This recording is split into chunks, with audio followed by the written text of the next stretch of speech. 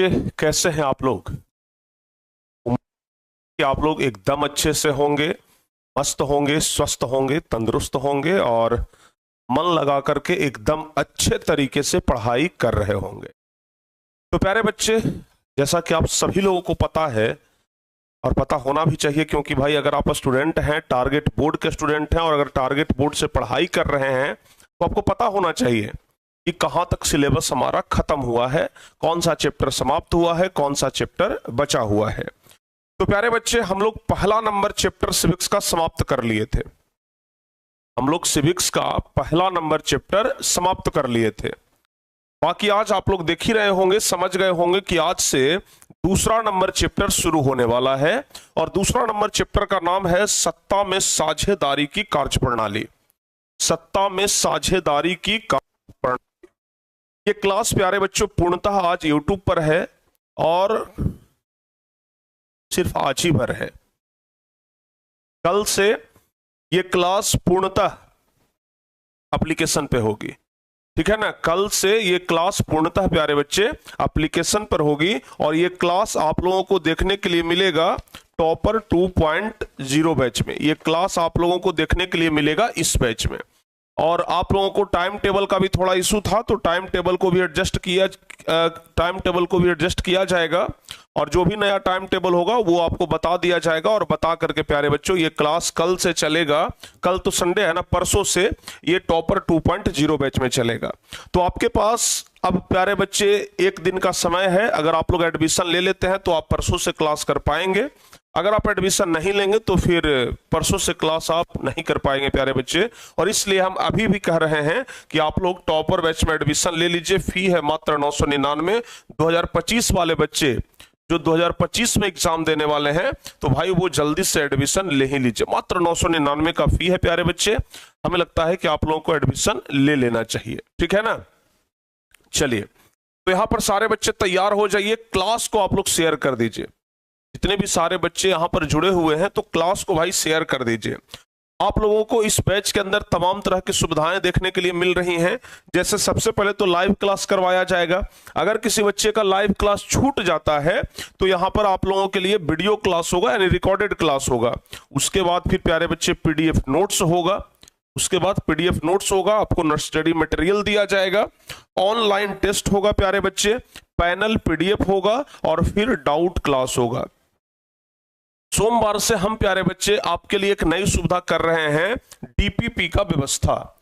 सोमवार से हम आपके लिए डीपीपी कर रहे हैं, यानी डेली प्रैक्टिस पेपर। अब आप लोगों को डेली प्रैक्टिस पेपर मिलेगा। प्रतिदिन प्यारे बच्चे होमवर्क मिलेगा, प्रतिदिन कुछ ना कुछ प्रैक्टिस पेपर मिलेगा। तो बहुत जल्द आपके लिए डीपीपी का हम शुभारंभ करने वाले हैं। तो डीपीपी आपको मिलने वाला है, डेली प्रैक्टिस पेपर आपको मिलने वाला है, ठीक है ना। और ये प्रैक्टिस पेपर कहां मिलेगा बाबू? तो सिर्फ और सिर्फ मिलेगा टॉपर बैच के पेड व्हाट्सएप ग्रुप में। कहां मिलेगा? टॉपर 2.0 बैच के पेड व्हाट्सएप ग्रुप में ये डीपीपी आपको मिलेगा। तो जो बच्चे टॉपर बैच के पेड व्हाट्सएप ग्रुप में हैं उनको डीपीपी मिलेगा, ठीक है ना। तो इसलिए हम कह रहे हैं कि तमाम तरह का सुविधा आपको यहां पर मिल रहा है। तो जो बच्चे टॉपर बैच में नहीं जुड़े हैं तो अभी भी मौका है, आप टॉपर बैच के साथ जुड़िए। संतुष्टि आपको होगा ये टॉपर बैच में प्यारे बच्चे पढ़ करके ना आप कभी पछताएंगे नहीं। टॉपर बैच में पढ़ करके आपको कभी ये नहीं लगेगा कि भाई हमारा ये पैसा कहीं बर्बाद हो रहा है। आपको लगेगा कि ये पैसा तो कुछ भी नहीं है, जितना बेहतर तरीका से हमको सुविधा मिला पढ़ाई का, ठीक है ना। तो इसलिए आज ये क्लास अंतिम है जो कि चल रहा है प्यारे बच्चे YouTube पे। कल से ये क्लास पूर्णतः जो है वो एप्लीकेशन पे। कल से कहने का मतलब कल तो संडे है, परसों से प्यारे बच्चे, ठीक है ना। तो ये बात आप लोग ध्यान रखिएगा, ओके। तो चलिए क्लास को हम करते हैं शुरू।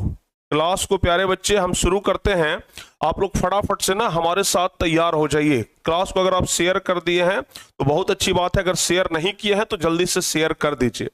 जो बच्चे क्लास को अभी तक शेयर नहीं किए हैं तो भाई जल्दी से आप लोग क्या करिए, क्लास को शेयर कर दीजिए। जो बच्चे क्लास को शेयर नहीं किए हैं तो फिर जल्दी से क्लास को शेयर कर दीजिए, ठीक है। दूसरा नंबर चैप्टर पढ़ रहे हैं, सत्ता में साझेदारी की कार्यप्रणाली, पहला क्लास है और इससे अच्छा कोई नहीं पढ़ाएगा प्यारे बच्चे सिविक्स ये चैप्टर, ये हम आपको दावे के साथ कह सकते हैं। ठीक है ना। तो क्या आप लोग तैयार हैं, एक बार जल्दी से बता दीजिए। अगर तैयार हैं तो कमेंट बॉक्स में लिख दीजिए जय मां सरस्वती। अगर तैयार हैं तो कमेंट बॉक्स में मां सरस्वती का एक बार जयकारा होना चाहिए कि जय मां सरस्वती, हम तैयार हैं अब आगे बढ़ने के लिए। और फिलहाल आप लोगों का जो टाइम टेबल था प्यारे बच्चे, वो इस टाइम टेबल के साथ हम लोग चल रहे हैं, ठीक है ना। टॉपर बैच यानी इस बैच का जो टाइम टेबल है वो कुछ इस प्रकार से है। तो जो बच्चे इस बैच के साथ जुड़े हैं वो इस टाइम टेबल को बहुत अच्छे तरीके से स्क्रीनशॉट ले लीजिए और इसको मोबाइल में सेव रखिएगा, ठीक है ना, ताकि आप लोगों को कोई दिक्कत ना हो और आप लोग इस टाइम टेबल के अनुसार पढ़ाई कर सकें, ठीक है। हाँ, समझ गया ना। तो पहला क्लास सिर्फ आज यूट्यूब पे चलेगा, बाकी प्यारे बच्चे आपका एप्लीकेशन पे चलेगा कल परसों से। चलिए हम आगे बढ़ते हैं, प्यारे बच्चों। हाँ, जय मां सरस्वती, जय मां सरस्वती, जय मां सरस्वती। चलिए आगे बढ़ते हैं और हम प्यारे बच्चे अब समझने का प्रयास करते हैं। देखिए हमारा जो चैप्टर है, चैप्टर का नाम क्या है, आप गौर से देखिए। चैप्टर का नाम है सत्ता में साझेदारी की कार्य प्रणाली। चैप्टर का नाम है सत्ता में साझेदारी की कार्य प्रणाली। भाई पहला नंबर चैप्टर में तो हम लोग समझ ही चुके हैं कि सत्ता में साझेदारी क्या होता है। पहला नंबर चैप्टर में तो ये बात हम लोग बहुत अच्छे तरीके से समझ गए हैं कि सत्ता में साझेदारी होता क्या है। लेकिन इस चैप्टर में हमको कार्य प्रणाली समझना है कि आखिर राजनीतिक दल हो गया या फिर केंद्र सरकार, राज्य सरकार, विधायिका, कार्यपालिका, न्यायपालिका, ये सब आखिर काम कैसे करता है। सत्ता में तो आ जाता है, सत्ता में आने के बाद काम कैसे करता है, इस चीज को समझेंगे। जैसे सत्ता में साझेदारी हम लोग समझ रहे थे ना पहला नंबर चैप्टर में। जैसे मान लिया जाए कि चुनाव हुआ, चुनाव के बाद कोई मुख्यमंत्री बना, कोई प्रधानमंत्री बना, कोई विधायक बना, कोई सांसद बना, कोई मुखिया बना, कोई सरपंच बना, कोई नगर परिषद बना, कोई मेयर बन गया। मतलब चुनाव तो सब कुछ का होता है ना। तो सत्ता में चुनाव के बाद तो प्यारे बच्चे सब कुछ ना कुछ बन गया। उसके बाद क्या होता है, चुनाव तो हो गया, चुनाव होने के बाद वे लोग किस तरीके से काम करते हैं, समाज में किस वर्ग के लिए काम करते हैं, किस वर्ग के लिए नहीं काम करते हैं, ये सब प्यारे बच्चे हम लोगों को असली रूप से सीखना है। समझ गए ना, किस तरीके से सत्ता में काम किया जाता है। जैसे नीतीश कुमार मुख्यमंत्री बन गए तो मुख्यमंत्री बनने के बाद वो कैसे काम करते हैं। आपके तरफ कोई विधायक बन गया तो विधायक बनने के बाद वो किस तरीके से काम करते हैं। कोई मेंबर ऑफ पार्लियामेंट बन गया, सांसद बन गया, वो किस तरीके से काम करते हैं। उतना छोड़िए, कोई मुखिया ही बना है तो मुखिया सत्ता में आने के बाद यानी जीतने के बाद किस तरीके से काम करता है। इस तरह से प्यारे बच्चे हम लोग इन सब चीजों को पढ़ने वाले हैं इस चैप्टर में। समझ गए ना, इन सब चीजों को हम लोग पढ़ने वाले हैं इस चैप्टर में। तो तैयार हो जाइएगा इस चैप्टर को एकदम बारीकी से समझने के लिए। इस चैप्टर को एकदम बारीकी से समझने के लिए प्यारे बच्चे आप तैयार हो जाइएगा। समझ गए ना। देखिए हम दूसरा नंबर चैप्टर इसलिए स्टार्ट कर दिए क्योंकि प्यारे बच्चे आपका मासिक परीक्षा बहुत जल्द होने वाला है। मंथली एग्जाम जो है ना वो आपके स्कूल में बहुत जल्द होने वाला है और उसमें इस चैप्टर से क्वेश्चन पूछेगा और इसलिए प्यारे बच्चे हम ये चैप्टर स्टार्ट कर दिए हैं। तो आप लोगों को चाहिए कि मासिक परीक्षा से पहले इस चैप्टर को एकदम पूर्णतः कंप्लीट कर लें, एक एक चीज को कंप्लीट कर लें प्यारे बच्चे, ध्यान रखिएगा, ठीक है। चलिए क्लास को आप लोगों ने शेयर कर दिया, लाइक कर दिया प्यारे बच्चे, देख लेते हैं एक बार। लाइक तो आप लोग अभी तक नहीं किए हैं भाई। 552 बच्चे हैं जो सिर्फ अभी तक क्लास को लाइक किए हैं, जबकि 1000 से प्लस बच्चे अभी भी यहां पर जुड़े हुए हैं। तो जो बच्चे अभी तक क्लास को शेयर नहीं किए हैं तो फिर जल्दी से आप लोग क्लास शेयर कर दीजिए। हम लोग प्यारे बच्चे पहले बात करते हैं सत्ता में साझेदारी का। चूंकि सत्ता में साझेदारी इसमें भी आया है तो सत्ता में साझेदारी पहले हम लोग समझ जाते हैं कि आखिर ये सत्ता में साझेदारी क्या होता है। आप लोगों को बताए थे ना सत्ता में साझेदारी कहने का मतलब। अगर हम आपसे पूछें कि प्यारे बच्चे सत्ता में साझेदारी क्या होता है तो आपका जवाब क्या होगा बताइए। ज्योग्राफी भी पढ़ाएंगे भाई, इसके बाद ज्योग्राफी ही पढ़ा देंगे। अगर हम आपसे पूछे प्यारे बच्चे कि सत्ता में साझेदारी का मतलब क्या होता है तो आप क्या जवाब देंगे, बोलिए।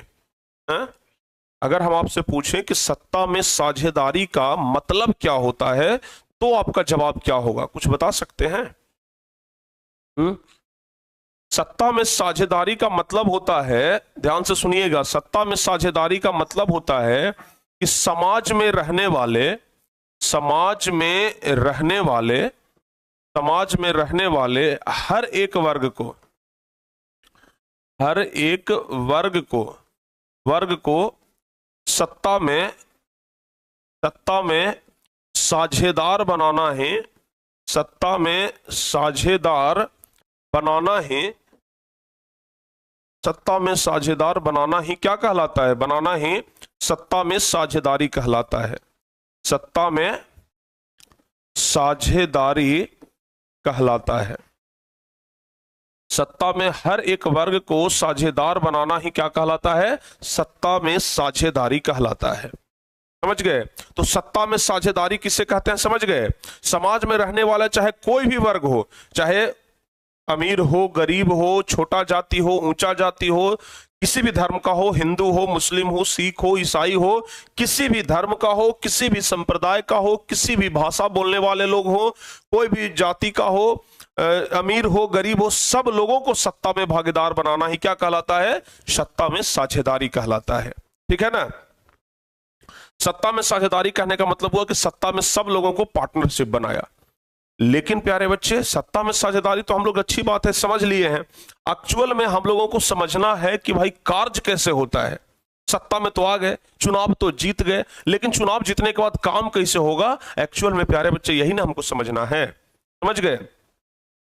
देखिए हमारे भारत देश में क्या है प्यारे बच्चे, हमारे भारत देश में क्या है, कार्य करने के लिए ताकि जनता का कार्य एकदम अच्छे से हो, हमारे भारत में जनता के कार्य को बहुत ज्यादा तवज्जो दिया जाता है और जनता के कार्य को पूरा किया जाए, जनता का कार्य एकदम सही समय पर हो, जनता का कार्य में कोई बाधा ना आए, इसलिए यहां पर क्या हुआ है? सत्ता का विकेंद्रीकरण, सत्ता का विकेंद्रीकरण, विकेंद्रीकरण। समझ गए? जनता के कार्य में किसी प्रकार का कोई बाधा ना हो, इसलिए हमारे देश में सत्ता का विकेंद्रीकरण किया गया है। अच्छा एकदम दिल से बताइएगा, एकदम दिल से, विकेंद्रीकरण में कहने का मतलब कितने बच्चों को समझ में आया और कितने बच्चों को समझ में नहीं आया? अगर नहीं आया तो शर्माइएगा मत, शर्माइएगा मत, क्योंकि हम आपको बताने के लिए यहां पर हैं और बताने के लिए ही ये शब्द लिखे हैं ताकि ये चीज आपको समझ में आ जाए। और हम ये बात पूछ रहे हैं ना, तो ये भी बताने के लिए ही पूछ रहे हैं। समझ में आया? तो एक बार जल्दी से बता दीजिए, सत्ता में विकेंद्रीकरण कहने का मतलब कितने बच्चे को समझ में आया और कितने को नहीं समझ में आया? देखिए एकदम ईमानदारी से बोलिएगा, कुछ बच्चे बोल रहे हैं कि गुरुजी नहीं समझ में आया। ठीक है ना? हम उनको अभी समझाएंगे, हम उनको अभी समझाएंगे। सत्ता में विकेंद्रीकरण कहने का मतलब उनको हम समझाएंगे। अच्छा अभी आप लोग स्कूल गए हैं कि नहीं गए हैं, या फिर स्कूल से ही देख रहे हैं? एक बार बता दीजिएगा तो अभी आप लोग कहां पर हैं, क्योंकि हम जानते हैं कि स्कूल का टाइम टेबल तो चेंज है। तो प्यारे बच्चे आप लोग स्कूल में हैं, कहां पर हैं, एक बार जरा बता दीजिएगा, हमको कंफर्म कर दीजिएगा। ठीक है ना?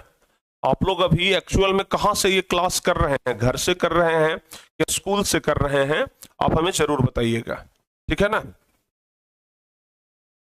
जरूर बताइएगा प्यारे बच्चे कि आखिर आप ये क्लास कहां से कर रहे हैं। इसका मतलब अधिकांश बच्चे को नहीं पता है, विकेंद्रीकरण कहने का मतलब अधिकांश बच्चे को नहीं पता है। समझ गए ना? लेकिन प्यारे बच्चे अभी हम आपको बताएंगे तो आपको पता हो जाएगा। ठीक है ना? और गणतंत्र में, हमारा देश गणतांत्रिक देश है ना, हमारा देश भारत एक गणतांत्रिक देश है, याद रखिएगा। और यहां गणतंत्र में प्यारे बच्चे सत्ता के विकेंद्रीकरण पर जोर दिया जाता है। ठीक है ना? सर हम ऑफलाइन कोचिंग छोड़ दिए हैं, घर में हैं, स्कूल से ही क्लास कर रहे हैं। चलिए बहुत अच्छी बात है, सुनिए जरा ध्यान से। प्यारे बच्चे सत्ता का विकेंद्रीकरण कहने का मतलब होता क्या है?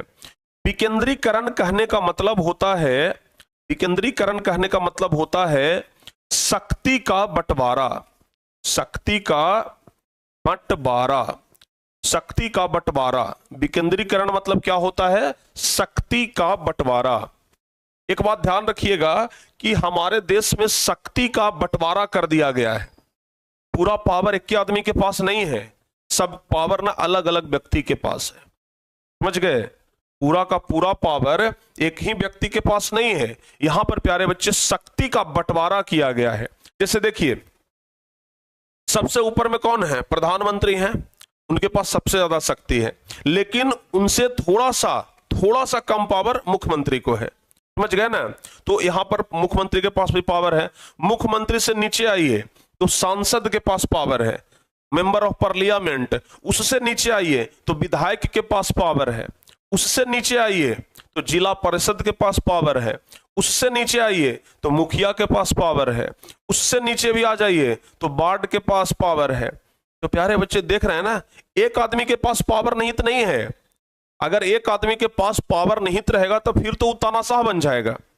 अगर लोकतंत्र में किसी एक आदमी के पास पूरा पावर आ जाए तो फिर वो आदमी नहीं, तानाशाह बन जाएगा। फिर तो कहेगा क्या, दुनिया हम ही से चलेगा। समझ गए ना? जैसे आदेश देंगे वैसे ही चलेगा। उत्तर कोरिया के शासक को आप लोग जानते होंगे। उत्तर कोरिया का जो शासक है नाम है किम जोंग उंग। तो उसको आप लोग जानते होंगे, तानाशाह है, क्योंकि उसके पास पूरा पावर है। पूरा पावर उसी के पास है। समझ में आया कि नहीं आया? देखिए आपको हम चित्र दिखाते हैं। उत्तर कोरिया का ये शासक है, अगर खुल जाए तो हम चित्र आपको दिखा देते हैं, ठीक है ना? हाँ, किम जोंग, हाँ देखिए किम जोंग उन। ये प्यारे बच्चे उत्तर कोरिया का ना शासक है। समझ गए? ये है उत्तर कोरिया का शासक। और पता है ये एक नंबर का तानाशाह है। समझ गए ना? एक नंबर का ये तानाशाह व्यक्ति है। इतना ज्यादा तानाशाह है कि अगर ये बोल दिया कि आज पूरा उत्तर कोरिया रोएगा तो सबको रोना पड़ेगा। जो हंस देगा ना गलती से उसको जान मरवा देगा ये। समझ गए? ये समझिए कि तानाशाह है। इसके पिताजी हुए उत्तर कोरिया के शासक, उसके बाद फिर ये हुआ है उत्तर कोरिया का शासक। समझ गए? तो इसका नाम क्या है? इसका नाम है प्यारे बच्चे किम जोंग उंग। ठीक है, ध्यान रखिएगा। तो अगर किसी एक व्यक्ति के पास पावर आ जाए ना तो वो इसी प्रकार से तानाशाह बन जाता है। ठीक है ना? अगर किसी एक व्यक्ति के पास पावर आ जाए तो वह इसी तरह से क्या बन जाता है? तानाशाह बन जाता है। सोचिए ना, अगर पूरा पावर नीतीश कुमार के पास चला जाए या मोदी जी के पास चला जाए, फिर तो मोदी जी कहेंगे कि जो हम कहेंगे वही कानून है, जो हम बोलेंगे वही सबको मानना पड़ेगा। लेकिन नहीं भाई, यहां पावर तो बंटवारा है, पावर पूरा उनके पास नहीं है। समझ गए ना? जैसे देखते होंगे, आपको हम बताते हैं, मान लिया जाए कि कोई काम हुआ, आप गए दरोगा जी के पास, थाना में गए। थाना में कहते हैं कि दरोगा जी देखिए हमको गलत तरीके से इस केस में फंसा दिया है, हमारा नाम काट दीजिए इस केस से। तो दरोगा जी कहते हैं कि नाम काटने का पावर हमको नहीं है, चल जाइए डीएसपी साहब के पास। अब डीएसपी साहब के पास जाते हैं तो डीएसपी साहब कहते हैं कि देखिए हम काट तो देवे करेंगे, लेकिन पूर्णतः रूप से एसपी साहब काटेंगे, क्योंकि पूरा पावर हमको भी नहीं है। पावर ज्यादा किनके पास है? एसपी साहब के पास है। समझ गए ना? तो अब आप दौड़े दौड़े जाते हैं एसपी साहब के पास। एसपी साहब के पास जाते हैं तो कहते हैं कि चलिए भाई सब कुछ तो ठीक है, लेकिन जाकर के एक बार आईजी साहब से मिल लीजिएगा, क्योंकि पावर आईजी के पास भी है। आईजी के पास जाते हैं तो कहता है कि डीआईजी से मिल लीजिएगा। डीआईजी के पास जाइएगा तो कहेगा कि डीजीपी से मिल लीजिएगा। यानी कि यहां पावर एक आदमी के पास नहीं है, चाहे शासन में हो चाहे प्रशासन में हो। समझिएगा जरा ध्यान से। चाहे प्यारे बच्चे हम बात कर ले शासन का, अगर हम इधर बात कर लेते हैं शासन का, ठीक है ना, एक शासन का, और अगर हम बात कर लेते हैं प्रशासन का, ठीक है, शासन का बात कर लें या फिर प्रशासन का बात कर लें, पावर जो है वो बटा हुआ है। जैसे अगर शासन का बात करते हैं तो सबसे ऊपर में कौन है बाबू? केंद्र सरकार है। सबसे ऊपर में कौन है? केंद्र सरकार है। केंद्र सरकार के नीचे में कौन है? राज्य सरकार है। केंद्र सरकार के नीचे में कौन है? राज्य सरकार है। उसके बाद नीचे में कौन है? क्षेत्रीय सरकार है। कौन है? क्षेत्रीय सरकार है। ठीक है ना? तो सबसे ऊपर में है केंद्र सरकार, उसके नीचे में है राज्य सरकार, और उसके नीचे में है क्षेत्रीय सरकार। ठीक है ना? ध्यान रखिएगा, सबसे ऊपर केंद्र सरकार, राज्य सरकार और फिर क्षेत्रीय सरकार। उसी तरीके से अगर पावर में आ जाए, अगर प्रशासन में आ जाए, तो प्रशासन में अगर एक पुलिस वाला बात कर लें कि पुलिस में सबसे ऊपर पोस्ट किसका होता है, तो प्यारे बच्चे सबसे ऊपर पोस्ट होता है डीजीपी का। ठीक है ना? डीजीपी का फुल फॉर्म होता है डायरेक्टर जनरल ऑफ पुलिस। पूरे बिहार में एक है, यानी कि एक स्टेट में सिर्फ एक होता है। ठीक है ना? डायरेक्टर जनरल ऑफ पुलिस, ये पूरे बिहार में एक ही पोस्ट होता है, और पुलिस महकमे में, पुलिस प्रशासन में जो सबसे जो ऊपर वाला पोस्ट होता है वो डीजीपी का होता है, डायरेक्टर जनरल ऑफ पुलिस का होता है। अगर प्यारे बच्चे डीजी के बाद जब नीचे आएंगे तो आपको डीआईजी मिलेगा, ठीक है ना। डीआईजी से नीचे आएंगे तो आपको आईजी मिलेगा। डीआईजी से नीचे आएंगे, जैसे देखिए डीजीपी हो गया, उसके बाद डीआईजी हो गया, डीआईजी के बाद नीचे आएंगे तो आईजी हो गया, आईजी के बाद अगर नीचे आ पाते हैं, आईजी के बाद अगर नीचे आ पाते हैं तो कमिश्नर हो गया। कौन हो गया? कमिश्नर। कमिश्नर के बाद अगर नीचे आते हैं तो फिर आपको देखने के लिए मिल जाएगा एसपी, जिसको सुपरिटेंडेंट ऑफ पुलिस बोलते हैं। एसपी के नीचे आइएगा तो फिर आपको मिल जाएगा डीएसपी, ठीक है ना। डीएसपी के बाद नीचे आप आइएगा तो मिल जाएगा आपको इंस्पेक्टर, इंस्पेक्टर, ठीक है, इंस्पेक्टर मिलेगा।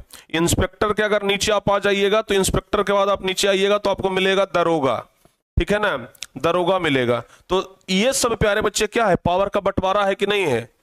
ये सब क्या है? शक्ति का बंटवारा है ना, है? बताइए, ये सब क्या है? शक्ति का बंटवारा है। अभी देखिए डीजीपी कौन है बिहार का? इससे पहले थे गुप्तेश्वर पांडे। गुप्तेश्वर पांडे तो अब हट गए, अभी कोई भट्टी करके बन गए हैं, समझ गए ना, कोई सिख हैं, भट्टी करके कुछ नाम है, पूरा तो कंफर्म नाम हमको नहीं याद है, लेकिन राज ये कुछ इस प्रकार से ना, लास्ट में भट्टी करके वो टाइटल लगाते हैं। तो डीजीपी अभी बिहार के वही हैं, समझ गए ना। गूगल पे सर्च मारिएगा तो आ जाएगा, गूगल पे अगर आप सर्च मारिएगा तो आ जाएगा। रुक जाइए, DGP of Bihar, DGP Bihar, Bihar कौन है भाई?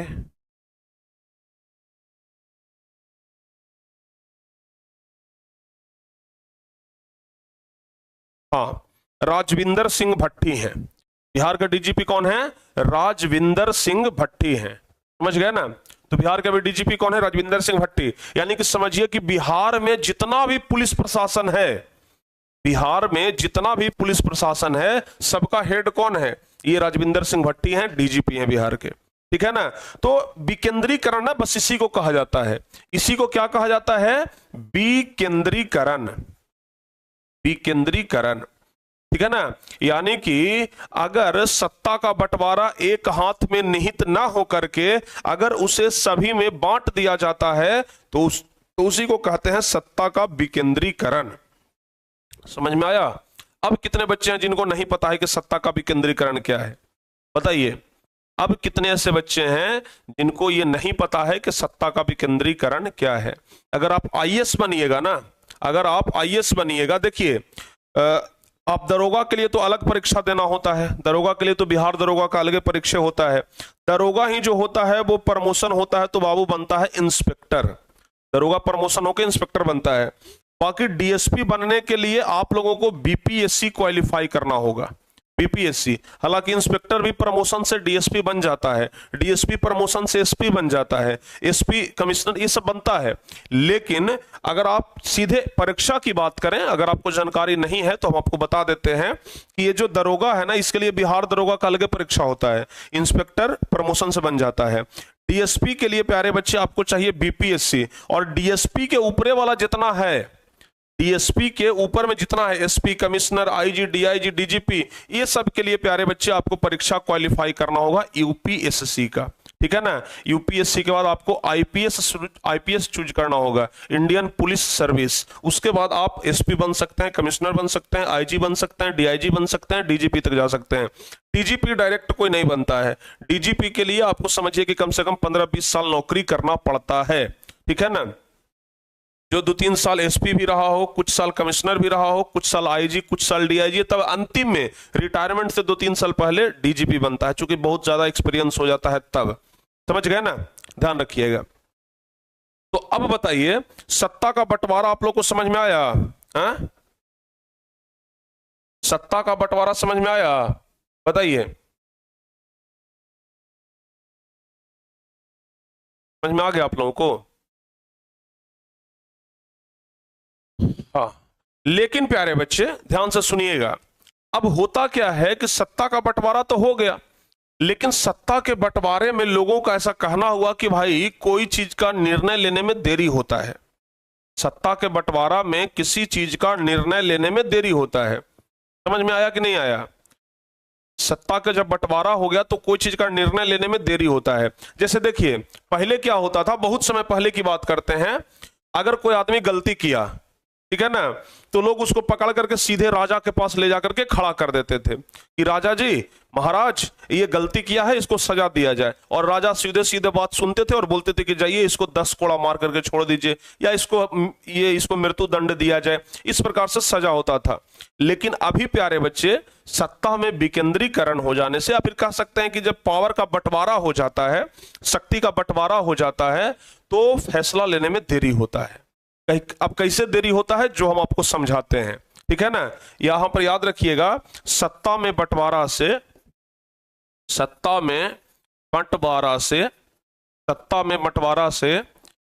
फैसला लेने में देरी होता है, ठीक है ना। फैसला या फिर निर्णय कह सकते हैं, निर्णय लेने में देरी होता है, ठीक है ना, देरी होता है। समझ में आया?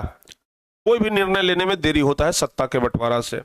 जैसे आपको तो हम प्यारे बच्चे सत्ता के बारे में बताएंगे, लेकिन आपको बस समझने के लिए हम बस एग्जांपल दे रहे हैं प्रशासन का। जैसे मान लिया जाए कि कहीं मारपीट हुआ, मारपीट होता है तो पहले दरोगा आता है, पुलिस आता है, आया ना, तो पहले दरोगा आएगा, पकड़ करके ले जाएगा और लिख पढ़ करके किसको भेजेगा? इंस्पेक्टर को भेजेगा। इंस्पेक्टर लिख करके किसको भेजेगा? डीएसपी को भेजेगा। डीएसपी लिख करके एसपी को भेजेगा, एसपी तक जाएगा। अब बताइए, सत्ता का बंटवारा है तब ना देरी हुआ, दरोगा भेजेगा, इंस्पेक्टर को ही भेजेगा, इसको ही भेजेगा, इसको। देरी हो रहा है कि नहीं हो रहा है? और उसके बाद सब मिल करके एक रिपोर्ट बनाएगा, इस सब मिल करके एक रिपोर्ट बनाएगा, और रिपोर्ट को फिर जा करके कहां पर पेश करेगा? न्यायालय में पेश करेगा। समझ गया ना? कोर्ट में ले जाएगा, और कोर्ट में तब जज साहब क्या करेंगे? सुनवाई करेंगे। समझ गया ना? और तब जाकर के फैसला होता है। तो बताइए फैसला में देरी हुआ कि नहीं हुआ? अगर ये सब नहीं रहता तो डायरेक्ट जज साहब के पास जाते, बोलते कि बताइए भाई, हम ये गुनाह करके आए हैं और हमको कौन सा दंड देते हैं। तुरंत वो बोलते कि जाओ तो तुमको 10 साल का जेल हो गया, ठीक है ना। लेकिन प्यारे बच्चे, ये सब सत्ता का बंटवारा हो गया, इस वजह से शक्ति का बंटवारा हो गया। शक्ति के बंटवारा से क्या हुआ कि फैसला लेने में देरी होता है। समझ में आया? फैसला लेने में देरी होता है प्यारे बच्चे, समझ गए ना। तो सत्ता का विकेंद्रीकरण तो जरूर हो गया है, सत्ता का विकेंद्रीकरण यानी सत्ता का बंटवारा तो जरूर हो गया है, लेकिन सत्ता के बंटवारा से फैसला लेने में देरी होता है, ये बात ध्यान रखिएगा। अब बात कर लेते हैं थोड़ा सा और, जो कि हम पिछली क्लास में, ये पिछले चैप्टर में बताए थे। पिछले चैप्टर में ना हम आपको बहुत बेसिक कॉन्सेप्ट बता दिए थे, तब ना बोलते हैं कि पहला चैप्टर अगर पढ़ लिए तो समझिए कि आप बेसिक कंप्लीट कर लेते हैं। सत्ता में साझेदारी के रूप, सत्ता में साझेदारी के रूप, सत्ता में साझेदारी के रूप। प्यारे बच्चे, हम आपको बताए थे कि सत्ता में साझेदारी तो किया जाता है, सत्ता में साझेदारी तो किया जाता है, लेकिन ये 4 रूप में देखने के लिए मिलता है। सत्ता में साझेदारी किया जाता है, लेकिन ये 4 रूप में देखने के लिए मिलता है। जैसे आपको पता है कि सत्ता में क्षैतिज विभाजन हुआ है, ठीक है ना। सत्ता का क्या हुआ है? क्षैतिज विभाजन। याद रखिएगा, हमारे देश में सत्ता का क्या हुआ है प्यारे बच्चे? तो सत्ता का क्षैतिज विभाजन हुआ है, ठीक है ना। क्षैतिज विभाजन, हमारे देश में सत्ता का क्या हुआ है? क्षैतिज विभाजन हुआ है। हमारे देश में सत्ता का क्या हुआ है? क्षैतिज विभाजन हुआ है। अब क्षैतिज विभाजन कहने का मतलब क्या हुआ? क्षैतिज विभाजन कहने का मतलब हम आपको अगर याद होगा तो पिछली क्लास में भी बता दिए थे। क्षैतिज विभाजन मतलब क्या होता है? कोई बच्चे बता सकते हैं? पिछले चैप्टर में भी हम आपको बताए थे थोड़ा सा क्षैतिज विभाजन कहने का मतलब है। क्षैतिज विभाजन कहने का मतलब हम आपको पिछले क्लास में थोड़ा सा बताए थे, याद होगा आप लोगों को। हम आपको बताए थे कि 3 प्रकार के ये विभाजन होता है। पहला होता है प्यारे बच्चे विधायिका, समझ गए। दूसरा होता है कार्यपालिका, और तीसरा होता है न्यायपालिका, ठीक है ना। न्यायपालिका बताए थे कि नहीं बताए थे? बताए थे ना। विधायिका का काम क्या है प्यारे बच्चे? विधायिका का काम क्या है बताइए जल्दी से। विधायिका का काम है कानून बनाना। विधायिका का काम है कानून बनाना। उसके बाद कार्यपालिका का क्या काम है? कार्यपालिका का काम है कानून का पालन करवाना। कानून का पालन करवाना, कानून का पालन करवाना काम है कार्यपालिका का। और फिर न्यायपालिका का क्या काम है? दंडित करना। जो कानून को नहीं मानेगा उसको दंडित करना। समझ गए ना? या फिर कह सकते हैं न्याय करना। न्याय करना, समझ में आया? दंडित करना या न्याय करना। तो इस तरीके से प्यारे बच्चे हमारे देश में सत्ता का क्षैतिज विभाजन हुआ है। समझ में आया? हमारे देश में सत्ता का क्षैतिज विभाजन कुछ इस तरीके से हुआ है। समझ गए? सत्ता का ये तो हो गया क्षैतिज विभाजन, लेकिन सत्ता का ऊर्ध्वाधर विभाजन भी हुआ, जो अभी हम आपको बताए यहां पर। ये सत्ता का ऊर्ध्वाधर विभाजन है प्यारे बच्चे, ठीक है ना? इसको कहते हैं क्षैतिज विभाजन। अगर आपसे कोई पूछेगा कि सत्ता का क्षैतिज विभाजन कैसे हुआ है, तो बताना है कि विधायिका, कार्यपालिका और न्यायपालिका के रूप में हुआ है। अगर आपसे कोई पूछ दे कि क्षैतिज विभाजन सत्ता का कैसे हुआ है, तो आपको बताना है कि सत्ता का क्षैतिज विभाजन विधायिका, कार्यपालिका और न्यायपालिका के रूप में हुआ है। लेकिन अगर आपसे कोई पूछ दे कि सत्ता का ऊर्ध्वाधर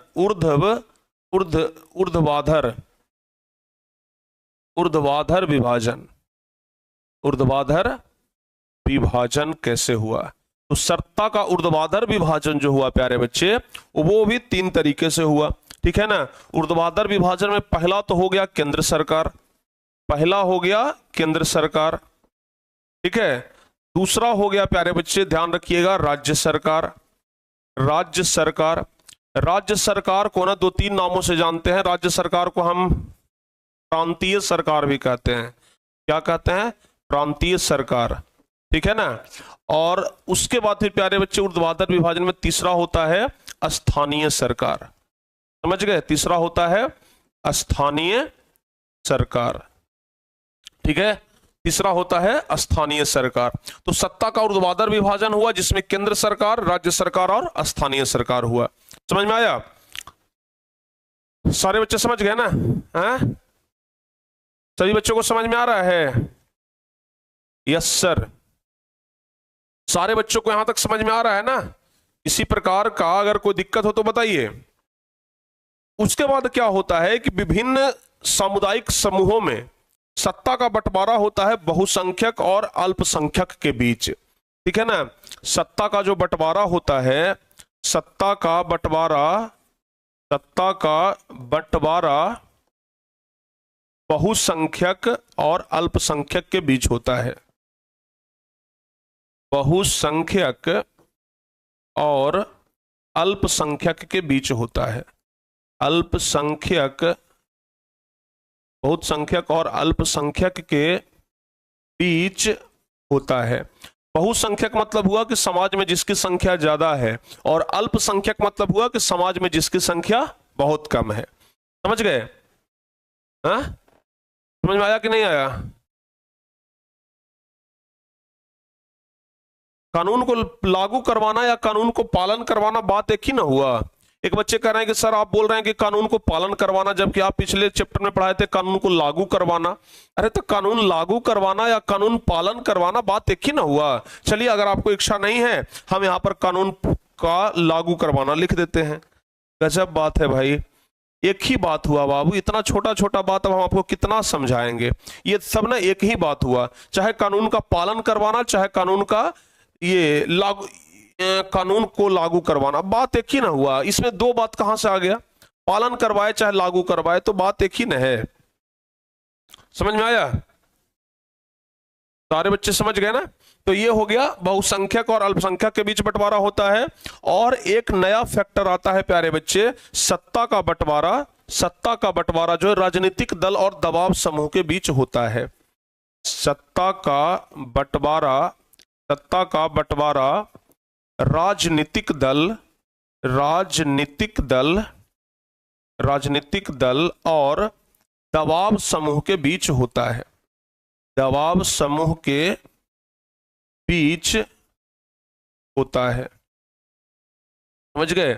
अब प्यारे बच्चे यहां से आपका असली टॉपिक शुरू होता है कि राजनीतिक दल क्या है और दबाव समूह क्या है। समझ गया ना, राजनीतिक दल क्या है और दबाव समूह क्या है। तो यहां तक समझ में आया। सत्ता में साझेदारी के कितने रूप हैं? 4 रूप हैं। कौन कौन से 4 रूप हैं? पहला कि हमारे देश में सत्ता का क्षैतिज विभाजन हुआ है। दूसरा, हमारे देश में सत्ता का ऊर्ध्वाधर विभाजन हुआ है। बहुसंख्यक और अल्पसंख्यक के बीच सत्ता का विभाजन हुआ है। और राजनीतिक दल और दबाव समूह के बीच में सत्ता का विभाजन हुआ है। तो यहां तक सारे बच्चे को समझ में अगर आ गया हो तो अब प्यारे बच्चे हम बात करते हैं राजनीतिक दल पर। राजनीतिक दल क्या होता है? पॉलिटिकल पार्टी, जिसको कहते हैं प्यारे बच्चे पॉलिटिकल पार्टी। Political party.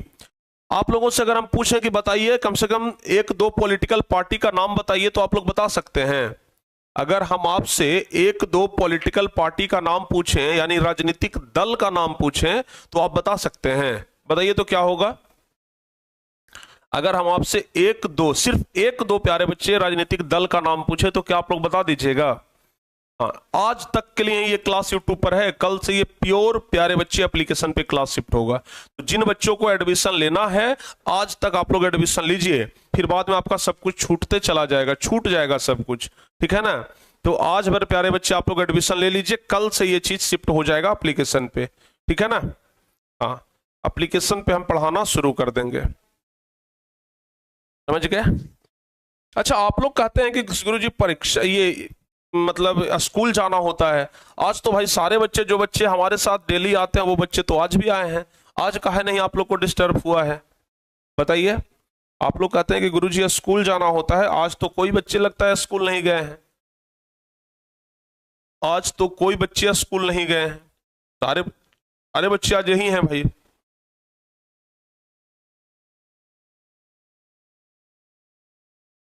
ठीक है। बीजेपी, आरजेडी, कांग्रेस, बहुत बढ़िया। अगर राजनीतिक दल का बात पूछे तो आपके मन में प्यारे बच्चे 2-3 नाम सबसे पहले आएगा। एक आएगा बीजेपी, एक आएगा प्यारे बच्चे जेडीयू, ठीक है ना, एक आएगा आरजेडी, उसके बाद आएगा आपके पास कांग्रेस का नाम, ठीक है ना। ये सब बड़ी बड़ी पार्टियों का नाम आप लोग सबसे पहले सोचते हैं। जेडीयू हो गया, आरजेडी हो गया, कांग्रेस हो गया, तो ये सब बड़ी बड़ी पार्टियों का नाम ना आप सबसे पहले सोचते हैं। ये सब क्या है? पॉलिटिकल पार्टी है, राजनीतिक दल है। समझ गए? राजनीतिक दल है। राजनीतिक दल कहते किसको है? राजनीतिक दल कहते किसको है प्यारे बच्चे, कोई बता सकते हैं? राजनीतिक दल एक ऐसे लोगों का समूह होता है, राजनीतिक दल एक ऐसे लोगों का समूह होता है जो चुनाव लड़ने और सत्ता प्राप्त करने के उद्देश्य से काम करता है, ठीक है ना। ध्यान रखिएगा, हम लिखेंगे कि राजनीतिक दल एक ऐसे लोगों का समूह होता है, लिखेंगे हम लोग कि राजनीतिक दल ऐसे लोगों का समूह होता है, राजनीतिक दल ऐसे लोगों का समूह होता है, ऐसे लोगों का समूह होता है जिसमें सभी का विचारधारा एक होता है, सभी का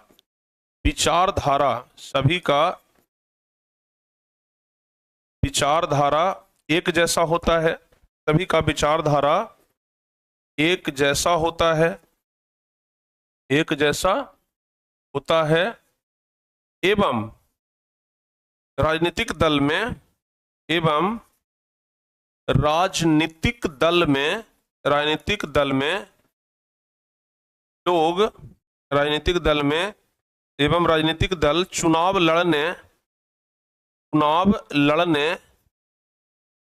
चुनाव लड़ने और सत्ता प्राप्त करने के उद्देश्य से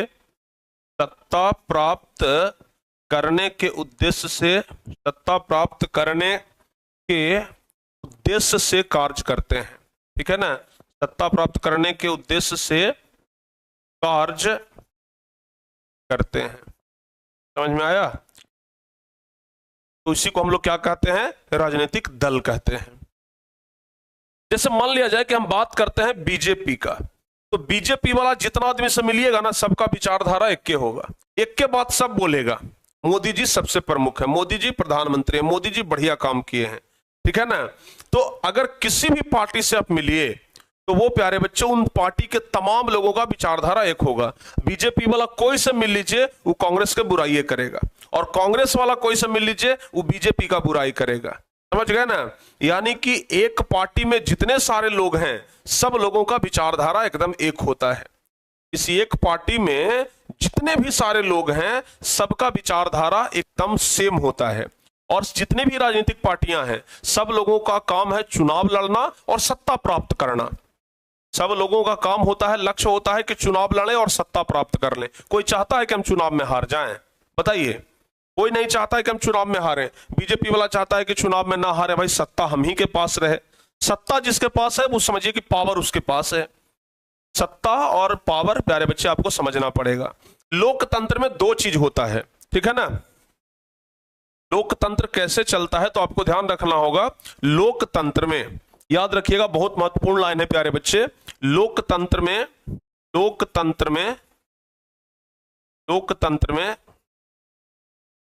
पक्ष होते हैं, दो पक्ष होते हैं। लोकतंत्र में कितने पक्ष होते हैं? दो पक्ष होते हैं। पहला पक्ष होता है सत्ता पक्ष, जिसके पास पावर है, जो जीत करके आया है चुनाव में, और दूसरा होता है जो हार गया वो विपक्ष में रहेगा। समझ गए ना। तो लोकतंत्र में प्यारे बच्चे दो पक्ष होता है, एक हो गया सत्ता पक्ष और दूसरा हो गया विपक्ष। समझ गए।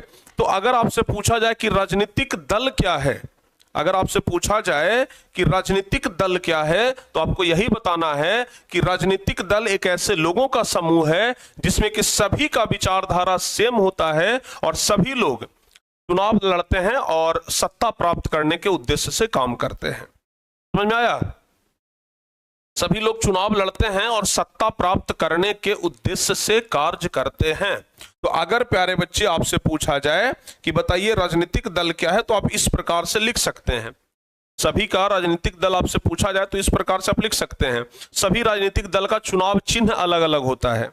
सभी राजनीतिक दल का प्यारे बच्चे चुनाव चिन्ह अलग अलग होता है। जैसे ये राजनीतिक दल बता रहे हैं ना, हम राजनीतिक दल के बारे में और बातें लिखेंगे। सभी राजनीतिक दल का सभी राजनीतिक दल का चुनाव चिन्ह अलग अलग होता है, ठीक है ना। सभी राजनीतिक दल का चुनाव चिन्ह अलग अलग होता है। जैसे प्यारे बच्चे आपको पता होगा कि बीजेपी का चुनाव चिन्ह क्या है। बीजेपी का बताइए चुनाव चिन्ह क्या है। कांग्रेस का बताइए चुनाव चिन्ह क्या है। कांग्रेस का बताइए, हिंदी में हम लिख देते हैं भारतीय जनता पार्टी, भाजपा लिखते हैं सिर्फ, ठीक है ना, भाजपा, भारतीय जनता पार्टी। फिर हो गया प्यारे बच्चे कांग्रेस, इसका चुनाव चिन्ह बताइए आप लोग। फिर जदयू का चुनाव चिन्ह बताइए, जदयू, इसका चुनाव चिन्ह बताइए। राजद का चुनाव चिन्ह बताइए।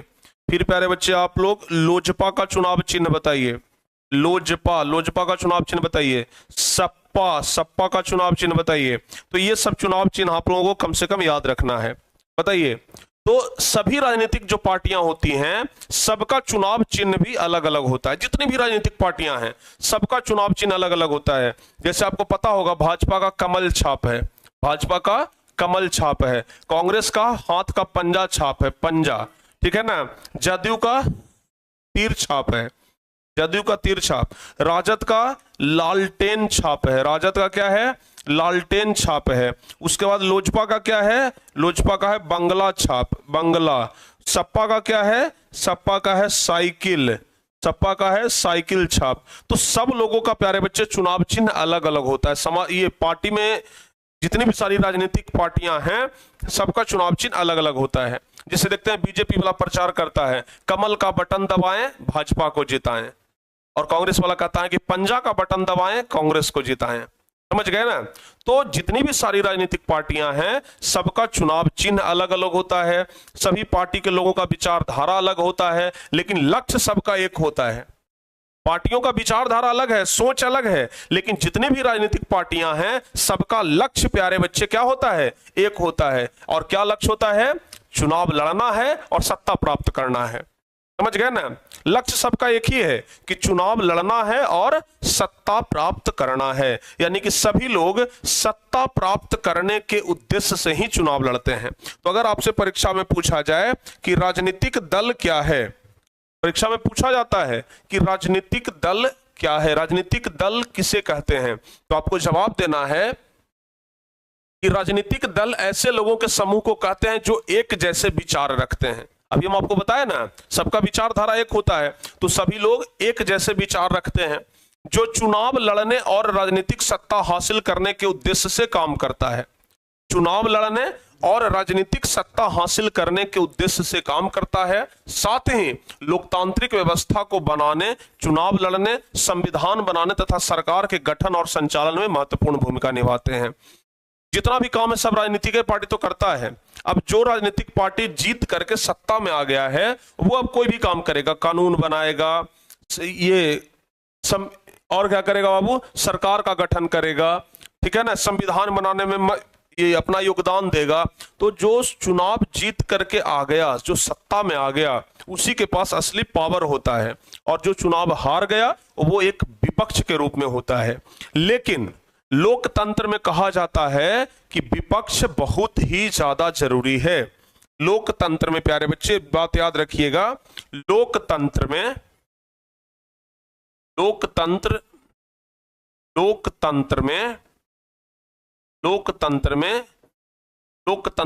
विपक्ष बहुत ही ज्यादा जरूरी है। विपक्ष बहुत ही ज्यादा जरूरी है, ज्यादा जरूरी है। विपक्ष का काम क्या है? विपक्ष जो है ना, वो सत्ता पक्ष पर नजर रखता है, ठीक है। विपक्ष जो है वो क्या करता है, सत्ता पक्ष पर नजर रखता है कि भाई सत्ता पक्ष बढ़िया से काम कर रहा है कि नहीं कर रहा है। अगर सत्ता पक्ष बढ़िया से काम नहीं कर रहा है तो फिर उसको क्या करता है, परेशान करता है, यानी कि उस पर दबाव बनाता है कि हाँ आप बढ़िया से काम करिए, जनता का ये काम नहीं हुआ है। समझ गए ना, जनता का ये काम क्यों नहीं हो रहा है, ये दबाव कौन बनाता है, विपक्ष वाले लोग बनाते हैं। यानी कि सत्ता में पक्ष के साथ साथ विपक्ष का होना भी बहुत ज्यादा जरूरी है, और विपक्ष में भी अगर एक मजबूत विपक्ष रहे तो फिर वो बहुत ज्यादा जरूरी हो जाता है। अच्छा, जैसे अभी बता दीजिए, बिहार में मुख्य रूप से दो पार्टी है।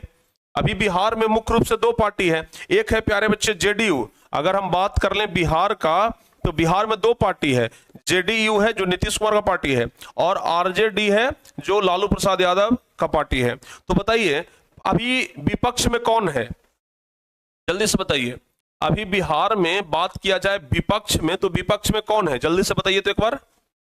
अभी बिहार में विपक्ष में कौन है, फटाफट से बता दीजिए। अभी बिहार में विपक्ष में प्यारे बच्चे बता दीजिए कौन है।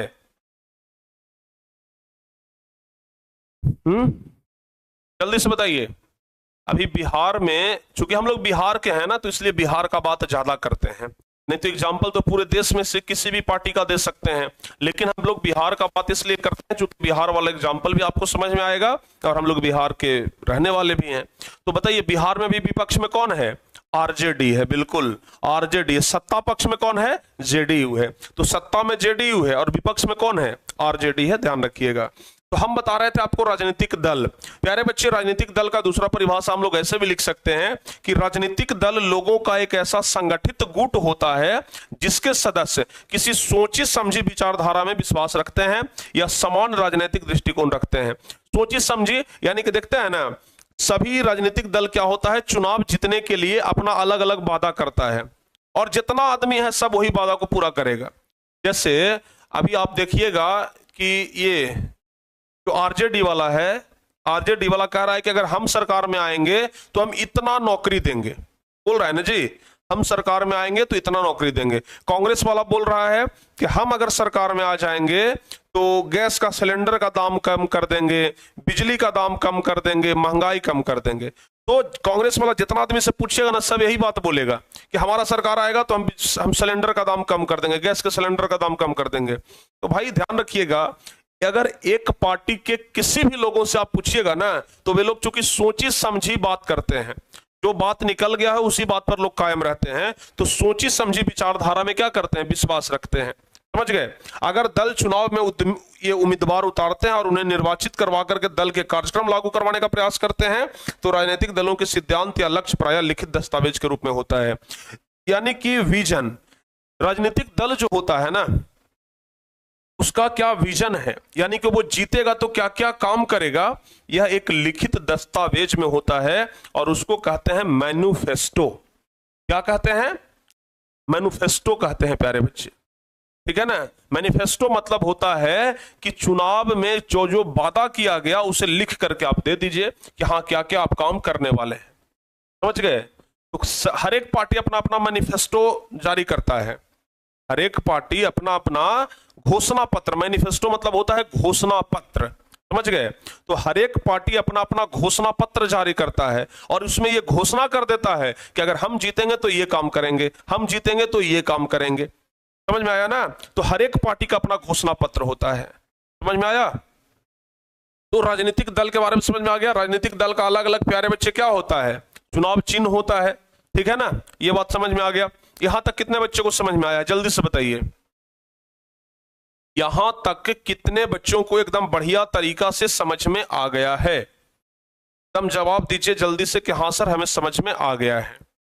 कितने बच्चे ऐसे हैं जिनको यहां तक समझ में आ गया है? एक बार यस सर करके बता दीजिए बाबू। अगर आप लोगों को समझ में आ गया है तो एक बार जल्दी से यस सर करके बता दीजिए, या फिर प्यारे बच्चे दिल का आइकन भेज दीजिए कि हाँ गुरुजी हमें समझ में आ गया है। एक बार या तो प्यारे बच्चे आप हमें कंफर्म कर दीजिए, या तो दिल का आइकन भेज दीजिए कि हाँ सर जी हमें समझ में आ गया है। जल्दी से बता दीजिए। No problem sir. कहीं पर भी कोई प्रॉब्लम है तो बताइए, अगर इतना सा भी प्रॉब्लम है तो। अभी तक हम आप लोग को क्या क्या बताए हैं, सत्ता में साझेदारी के बारे में थोड़ा सा बताए हैं और राजनीतिक दल क्या होता है इसके बारे में बताए हैं। लेकिन अब हम लोग पढ़ने वाले हैं राजनीतिक दल के प्रकार। अब हम लोग पढ़ने वाले हैं राजनीतिक दल के प्रकार और उसके बाद फिर हम लोग पढ़ेंगे संघीय शासन व्यवस्था के बारे में। लेकिन जब राजनीतिक दल में आ ही गए हैं प्यारे बच्चों, तो सबसे पहले हम लोग राजनीतिक दल के बारे में पूरा पढ़ ही लेते हैं ना। समझ गए। राजनीतिक दल के बारे में पूरा पढ़ ही लेते हैं। तो चलिए राजनीतिक दल के बारे में और जानते हैं। राजनीतिक दल, राजनीतिक दल के प्रकार, राजनीतिक दल के प्रकार। राजनीतिक दल के कितने प्रकार होते हैं ये समझिएगा। राजनीतिक दल के कितने प्रकार होते हैं ये समझिएगा प्यारे बच्चे। राजनीतिक दल के 3 प्रकार होते हैं। राजनीतिक दल के 3 प्रकार होते हैं। पहला होता है एक दलीय, पहला प्रकार है प्यारे बच्चे एक दलीय। समझ गए। दूसरा प्रकार है द्विदलीय, दूसरा प्रकार है द्विदलीय। समझ गए। और तीसरा प्रकार होता है बहुदलीय, तीसरा प्रकार है बहुदलीय। समझ में आया। नाम से कुछ कुछ समझ में आया होगा, अगर नहीं समझ में आया है तो चिंता मत करिए हम समझाते हैं। एक दलीय, द्विदलीय और बहुदलीय। देखिए कोई कोई देश ऐसा है ना जहां पर प्यारे बच्चे एक दल यानी कि सिर्फ एक ही दल होता है और वो चुनाव लड़ता है और वो जीतता है। जैसे अभी हम आपको इसके बारे में बताए, इसके विरोध में कोई खड़ा नहीं होता है। जैसे अभी हम लोगों की तरफ अगर चुनाव होगा, अगर मान लिया जाए कि हम चुनाव लड़ रहे हैं तो हमारा विरोध में 10 को खड़ा हो जाएगा किसको हराना है। समझ गए ना। 10 को आदमी खड़ा हो जाएगा कि हमको इसको हराना है वोटिंग में। समझ गए। लेकिन जहां एक दलीय होता है ना वहां एक आदमी चुनाव लड़ता है। चाइना में जाइए एक दलीय है, यानी कि जहां एक दलीय है वहां एक ही दल है और वो एक ही दल चुनाव लड़ता है और वो सत्ता प्राप्त करता है, वो जीतता है। समझ गए। इसके विरोध में अगर कोई दूसरा कोई खड़ा होगा ना उसको तुरंत जान मरवा देगा ये। इसके विरोध में अगर कोई दूसरा कोई अगर चुनाव में खड़ा हो जाए जीतने के उद्देश्य से तो तुरंत उसको ये जय जय सियाराम करवा देगा। समझ गए ना। तो क्या होता है प्यारे बच्चे कि एक दलीय शासन प्रणाली में सिर्फ एक ही दल होता है, द्विदलीय शासन प्रणाली में 2 दल होता है, जबकि बहुदलीय शासन प्रणाली में बहुत सारे दल एक साथ मिलकर के चुनाव लड़ते हैं। अब आप लोग बता दीजिए कि भारत में क्या है, एक दलीय है कि द्विदलीय है कि बहुदलीय है। आप लोग देखते होंगे कि भारत में प्यारे बच्चे बहुत सारे राजनीतिक दल एक साथ मिल जाते हैं और चुनाव लड़ते हैं। अभी देखे हैं ना, नीतीश कुमार मिल गया है किसके साथ? बीजेपी वाला के साथ, नरेंद्र मोदी के साथ मिल गया है। उपेंद्र कुशवाहा भी किसके साथ है? नरेंद्र मोदी के साथ मिला हुआ है। लोजपा जो रामविलास पासवान की पार्टी है, उनके बेटे चिराग पासवान चलाते हैं, वो भी बीजेपी वाला के साथ जाकर के मिल गया है। तो आप एक चीज देख रहे हैं, बीजेपी के साथ अभी कौन कौन मिला हुआ है बताइए? बीजेपी के साथ कौन कौन मिला हुआ है? भाजपा के साथ, भाजपा के साथ कौन कौन मिला हुआ है? एक तो भाजपा है, ये है, ठीक है ना, बिहार का सिर्फ बात करते हैं तो भाजपा है। भाजपा के साथ जाकर के जदयू मिला हुआ है, जदयू के साथ जाकर के लोजपा मिला हुआ है, लोजपा मिला हुआ है। उपेंद्र कुशवाहा का पार्टी का क्या नाम है हमको नहीं जानकारी है, ठीक है ना, ध्यान में न है। तो ये सभी राजनीतिक दल देख रहे हैं एक साथ मिल करके चुनाव लड़ रहा है। ये सभी राजनीतिक पार्टियां एक साथ मिल करके चुनाव लड़ रहा है।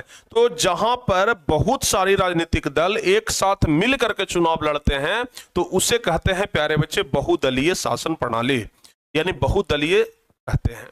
बहुदलीय ही मतलब हुआ ये बहुत सारा दल, समझ गए? तो जहां पर सिर्फ एक ही दल भाग लेता है चुनाव में उसको कहते हैं एक दलीय, जहां दो दल भाग लेता है तो द्विदलीय, और जहां बहुत सारा दल अगर चुनाव में भाग ले तो उसको कहते हैं बहुदलीय। समझ में आया? सारे बच्चों को समझ में आ गया? तो प्यारे बच्चे, अगर आपसे परीक्षा में पूछा जाए कि दल के कितने प्रकार होते हैं तो आपको परीक्षा में जवाब बताना है कि दल के मुख्यतः 3 प्रकार होते हैं। कौन कौन 3 प्रकार हैं? पहला है एक दलीय, जिस देश के निर्वाचन में केवल एक ही दल भाग लेता है उसे कहते हैं एक दलीय। जैसे अभी हम आपको बताए कि जो चाइना है, चीन जो है, वहां एक दलीय है, एक गो पार्टी है, वो चुनाव लड़ता है और जीतता है।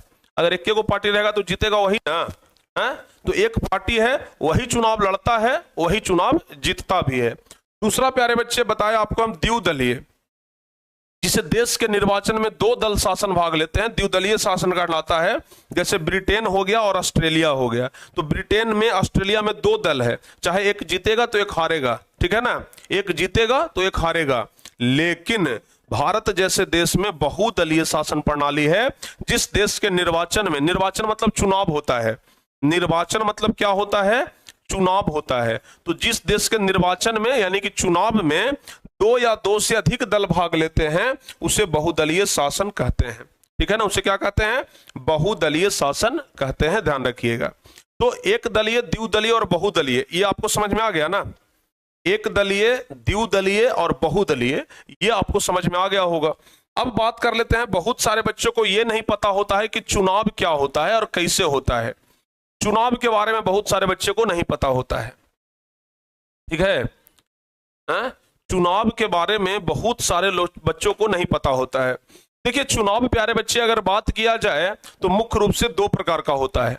एक होता है प्यारे बच्चे लोकसभा का चुनाव, लोकसभा का चुनाव, लोकसभा का चुनाव, और दूसरा होता है विधानसभा का चुनाव, विधानसभा का